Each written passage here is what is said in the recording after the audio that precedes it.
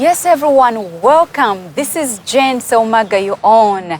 And hey, this is time to be inspired. It's a time to be motivated, and yet we are having fun together. Please, if you have not subscribed, get on our YouTube channel and subscribe. Follow us and share on our Facebook page. Like us, please, and let us have a great time together.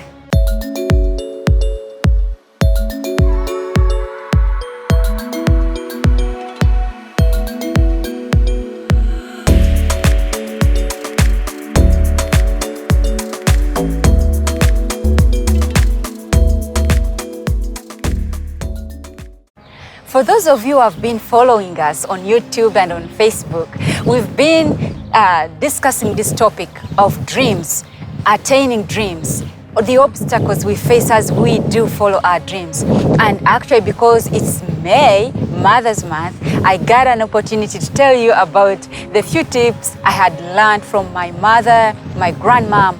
If you have not watched those, go on there, please, and learn some few tips from these beautiful, great women. And because we are still in May, I want to promise you that next week I have a guest, this lady who has attained a lot in diaspora here, and she's gonna tell us how she has managed to pursue and attain her dreams.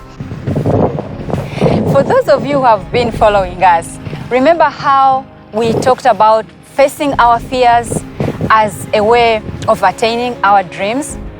Hey guys, today I have a story for you of how I faced one of my worst fears to make sure I attain my dream.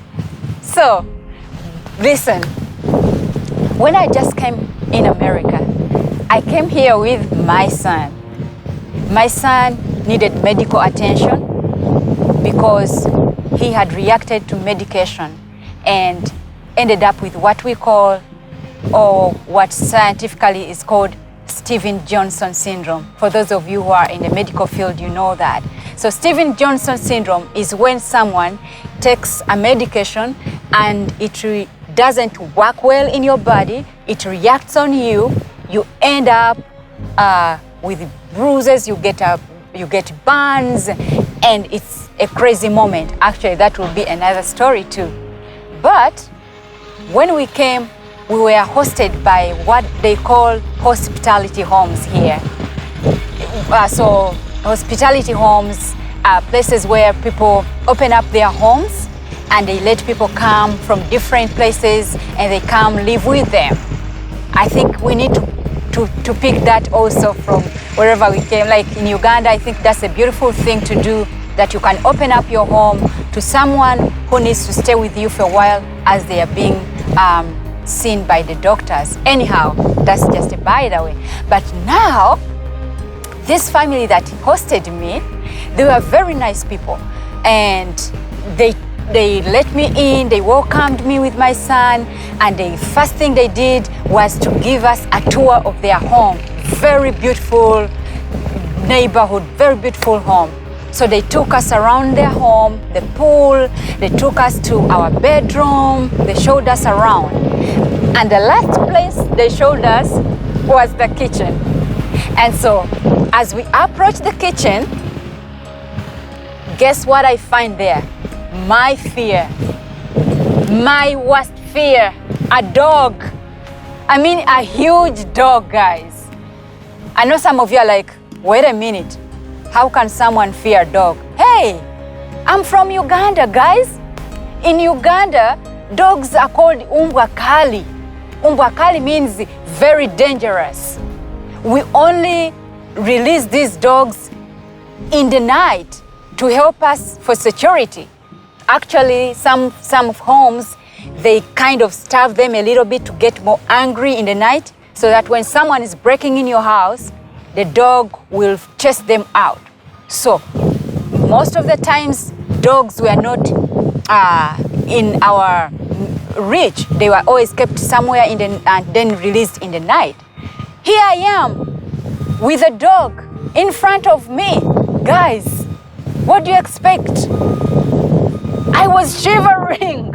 My son was screaming.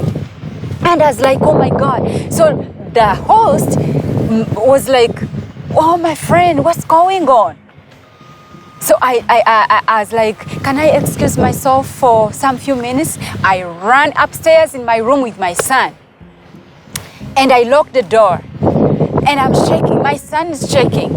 But I need to be strong as a mother, of course. I have to be strong for my son. I make a phone call to my sister. And I'm like, hey, guys, you don't know what I'm going through here. There's this big dog. It's right here. And it's in the kitchen where there's food from... everything is in the kitchen. What am I going to do? And my sister, because for her, she had been living in Europe for a while, she was laughing and she said, hey, Jane, Western world is different. The dogs are not scary. Dogs are pets. I'm like, huh? How can a dog be a pet? So anyhow, as I'm still trying to think, maybe we'll just eat the snacks we had, my son keeps saying, Mommy, I'm hungry. I want some food. I want real food. I gave him a snack. He says, no, Mommy, I want food. And as a mother, remember I told you, this is mother's mind, right? So now I have to act mother. So now I have to face my fear because as a mother, I want to make sure my son eats.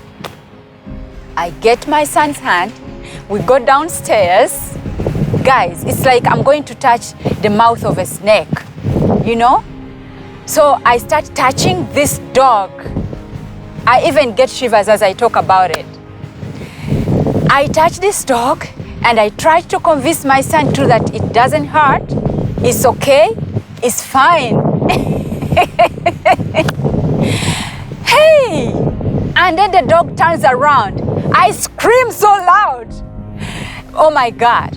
It was such a traumatizing moment. But yet, because I had to feed my son, I had to get used to this dog. And as time went on, guys, hey, we were buddies with this fear of mine, the dog. I love you so much, guys. Go face your fear. I don't know what your dog is in your life. Go face it and pursue your dreams. I love you and stay tuned on the show. May God bless.